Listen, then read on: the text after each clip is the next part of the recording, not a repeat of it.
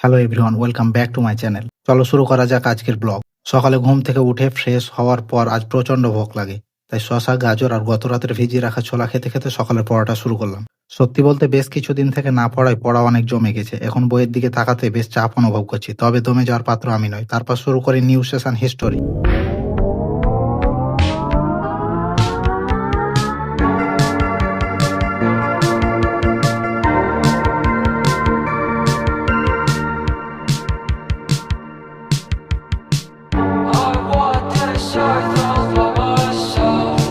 4-5 দিনে অনেক পড়া জমে গেছে, but I am ready and enjoying the session now. ইতিহাসের এই সেশনটা আজ আমি শেষ করেই ছাড়বো। টানা কয়েক ঘন্টা স্টাডি করার পর দুপুরবেলা ছোট একটা ব্রেক নিয়ে আমি আমার লাঞ্চ কমপ্লিট করি।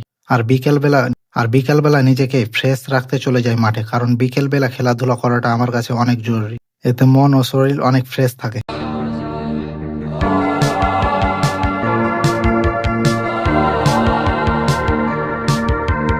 আজকের দিনটা এইভাবেই কাটলো। আপনার দিন কেমন কাটলো কমেন্টে জানান। ভিডিওটি ভালো লাগলে লাইক দিন এবং আমাদের জার্নিতে যুক্ত হতে সাবস্ক্রাইব করুন।